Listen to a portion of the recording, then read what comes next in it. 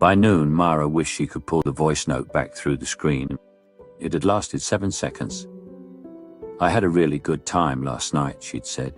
Then came the little breathless laugh she always made when she was nervous. "And I think I like you more than I meant to." She had heard herself say it once before sending it. That should have been enough. It wasn't. Daniel had listened at 8:14. It was now noon.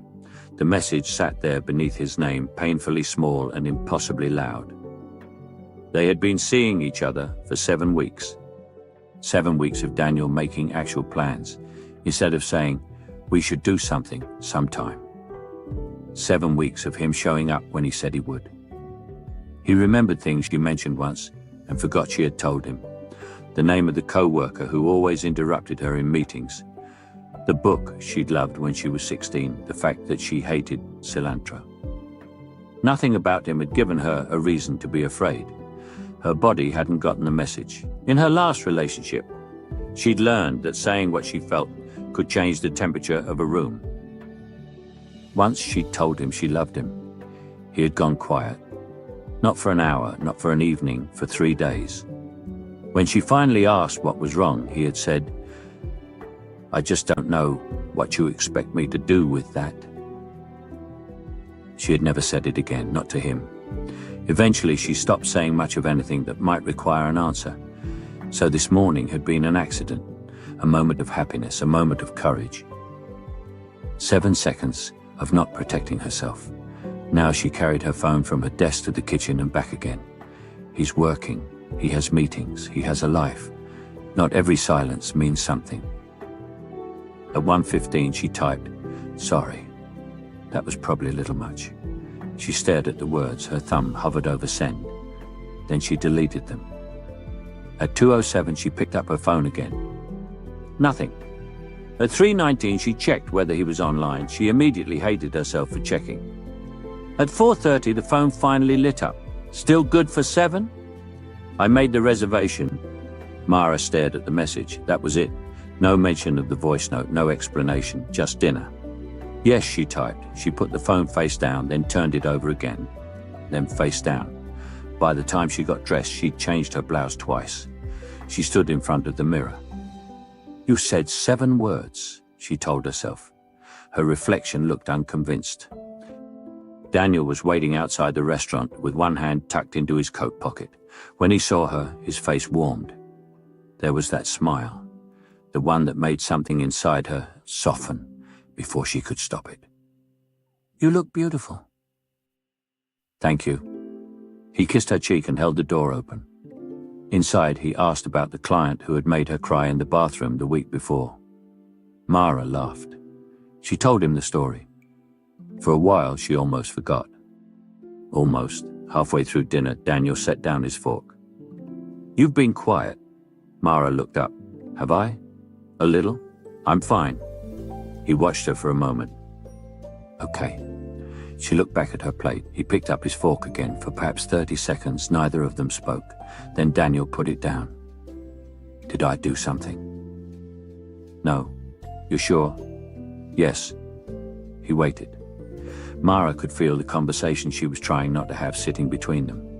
Finally, she said, "Can I tell you something stupid?" Daniel smiled faintly. "Those are usually my favorite things you tell me." She almost laughed. Almost. "When I sent you that voice note this morning." He looked at her. "I knew. I figured." She traced the rim of her glass. "I regretted it." "Why?" She shrugged. "Because you listened." He looked genuinely confused. "I know." "No, I mean..." She stopped. "You listened, and then you didn't say anything." Daniel's expression changed. "Oh. I spent most of the day wondering if I'd made things weird." "You didn't." "I don't know that." "I do." She looked at him. "I almost sent you an apology." "For what?" "For telling you I liked you." He stared at her, then despite himself he laughed. Not at her, just at the strange sadness of it. Mara smiled despite herself. "That is not funny." "No, I'm sorry." He reached across the table but stopped before touching her. I just can't believe you thought you needed to apologize for that. I thought you might not feel the same. I do. She looked down. But you didn't answer. I know. There was no defense in his voice, just regret. I listened while I was walking into a meeting, he said. I had maybe 30 seconds before I had to go in. Mara nodded, and I thought I'd answer you afterward. Okay. I really did. I believe you. The meeting ran long, then I had another one. Then I looked up and it was almost 4. He rubbed a hand across his face, and by then I knew I'd waited too long. Mara smiled sadly. You could have sent one sentence. I know. Even just I heard you. I know. He looked at her. I should have. She nodded. The silence that followed was different, not comfortable, but honest. I wasn't trying to make you responsible for my feelings, Mara said. I know. She took a breath. I didn't want to feel like I'd said something into an empty room. Daniel's face softened.